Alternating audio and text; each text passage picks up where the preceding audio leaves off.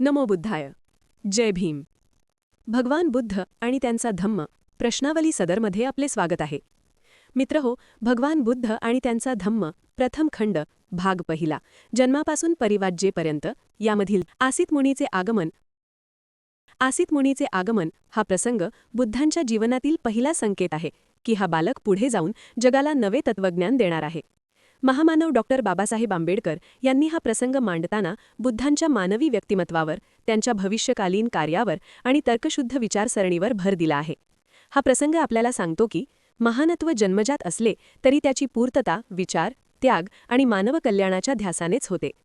या प्रसंगामध्ये सिद्धार्थ गौतम बुद्धांच्या जन्मानंतर कपिलवस्तू येथे आसित मुनी अर्थात एक विद्वान ऋषी राजवाड्यात येतात. ते बालसिद्धार्थाकडे पाहतात आणि त्याच्या अंगातील विशिष्ट लक्षणे, महापुरुष लक्षणे ओळखतात. आसित मुनी भविष्यवाणी करतात की हा बालक पुढे जाऊन सार्वभौम सम्राट अर्थात चक्रवर्ती होऊ शकतो, किंवा तो महान संन्यासी व जगाचा तारणहार अर्थात बुद्ध बनेल. परंतु आसित मुनी रडू लागतात, कारण ते वृद्ध असतात आणि त्यांना ठाऊक असते की सिद्धार्थ बुद्ध झाल्यावर त्यांचा उपदेश ऐकण्याचे भाग्य त्यांना लाभणार नाही. याच आसित मुनीचे आगमन यामधील अल्पशा माहिती प्रश्नावली माध्यमातून आपण बघणार आहोत. सर्व प्रश्नांची स्पष्टीकरणासहित अचूक उत्तरे आपण बघणार आहोत. व्हिडिओ शेवटपर्यंत पहा. प्रश्न क्रमांक 1. सिद्धार्थाच्या जन्मानंतर राजवाड्यात कोण आले होते? ए. कोंडन्य ब्राह्मण, बी. आसित मुनी, सी. विश्वामित्र, डी. वशिष्ठ.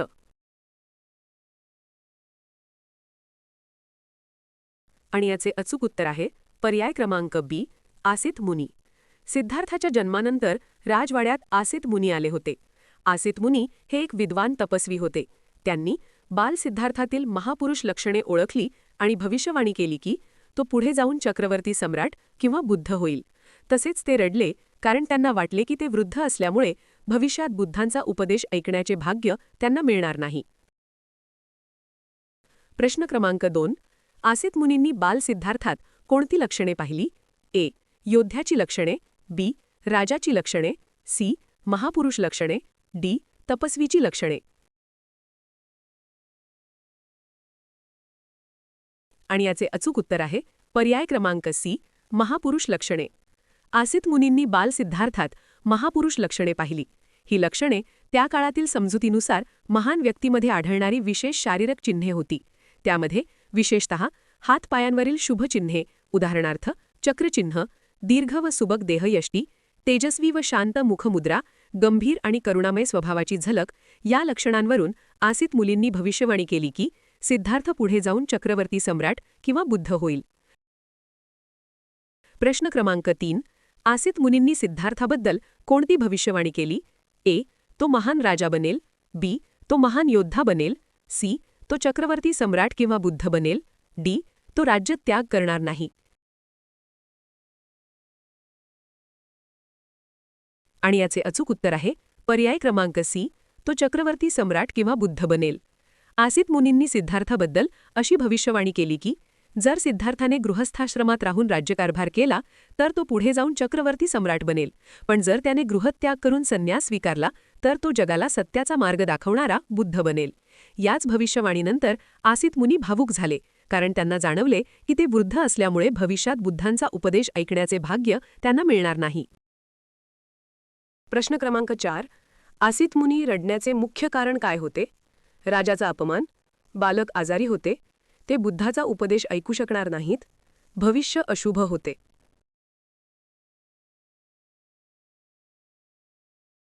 आणि याचे अचूक उत्तर आहे पर्याय क्रमांक सी. ते बुद्धाचा उपदेश ऐकू शकणार नाहीत.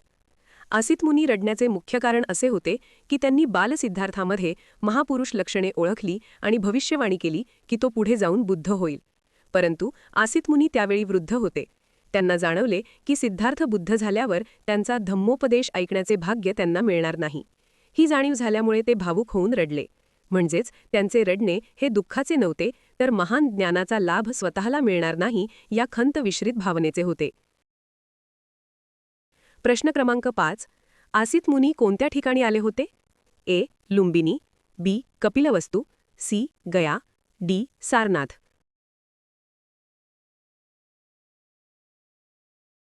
आणि याचे अचूक उत्तर आहे पर्याय क्रमांक बी. कपिलवस्तू. आसित मुनी कपिलवस्तू येथे राजवाड्यात आले होते. सिद्धार्थाच्या जन्माची वार्ता ऐकून ते कपिलवस्तूच्या राजवाड्यात बालसिद्धार्थाला पाहण्यासाठी आले. तेथे त्यांनी बालकातील महापुरुष लक्षणे ओळखून त्याच्या भविष्याबद्दल भविष्यवाणी केली. प्रश्न क्रमांक 6. आसित मुनींच्या भविष्यवाणीत किती शक्यता होत्या? 1, 2, 3, 4.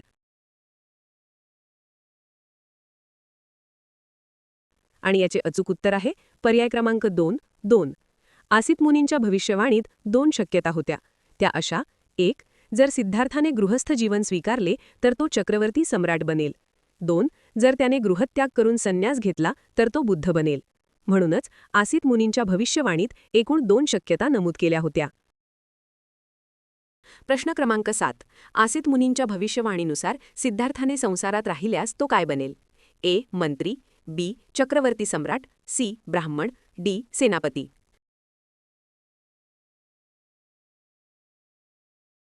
आणि याचे अचूक उत्तर आहे पर्याय क्रमांक बी. चक्रवर्ती सम्राट. आसित मुनींच्या भविष्यवाणीनुसार सिद्धार्थाने संसारात म्हणजेच गृहस्थ जीवनात राहिल्यास तो पुढे जाऊन चक्रवर्ती सम्राट बनेल, म्हणजेच तो संपूर्ण भूमीवर न्यायाने राज्य करणारा महान राजा होईल. परंतु जर त्याने गृहत्याग केला तर तो जगाला सत्याचा मार्ग दाखवणारा बुद्ध बनेल, अशी ही दुसरी शक्यता त्यांनी सांगितली होती. प्रश्न क्रमांक 8. सिद्धार्थाने गृहत्याग केल्यास तो काय बनेल? ए. राजगुरू, बी. महान योद्धा, सी. बुद्ध, डी. साधा भिक्षू. आणि याचे अचूक उत्तर आहे पर्याय क्रमांक सी. बुद्ध. सिद्धार्थाने गृहत्याग किंवा परिव्रज्या केल्यास तो पुढे जाऊन बुद्ध बनेल, अशी भविष्यवाणी आसित मुनींनी केली होती. म्हणजेच तो संसारातील दुःखांचे कारण शोधून काढणारा आणि जगाला सत्य, करुणा व धम्माचा मार्ग दाखवणारा महान ज्ञानी बनेल. प्रश्न क्रमांक 9. बाबासाहेब आंबेडकरांनी हा प्रसंग कशा पद्धतीने मांडला आहे? ए. चमत्कारिक स्वरूपात, बी. काल्पनिक कथा म्हणून, सी. तर्कशुद्ध आणि मानवी दृष्टिकोनातून, डी. केवळ पौराणिक आख्यायिका म्हणून.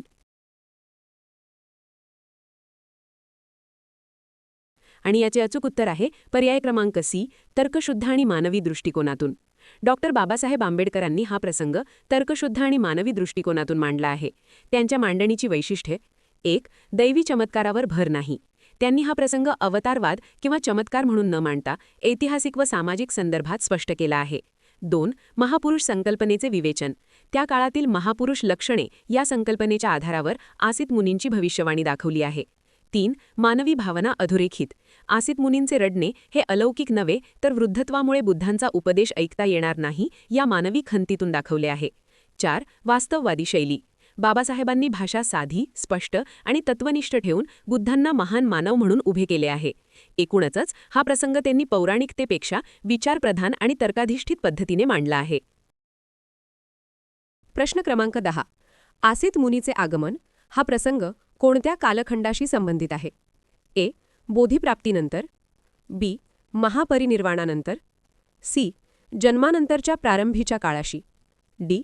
धम्मचक्र प्रवर्तनानंतर.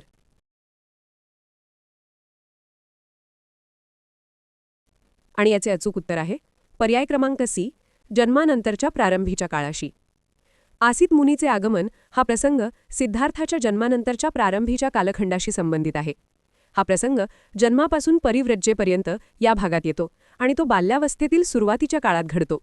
म्हणजेच सिद्धार्थाचा जन्म झाल्यानंतर लवकरच आसित मुनी कपिलवस्तूच्या राजवाड्यात येऊन त्याच्या भविष्याबद्दल भविष्यवाणी करतात. मित्रहो, भगवान बुद्ध आणि त्यांचा धम्म प्रथम खंड भाग पहिला यामधील 4 आसित मुनीचे आगमन यावर आधारित प्रश्नावलीमधील सविस्तर माहिती आपणास कशी वाटली अवश्य कमेंट्स करून सांगा. व्हिडिओला लाईक करा, सबस्क्राईब करा. शिवाय वाचनीय आवड असणाऱ्या आपल्या सर्व मित्रबांधवांना शेअरही करा. नेक्स्ट व्हिडिओ 5 महामायेचा मृत्यू. जय भीम, जय बुद्धाय.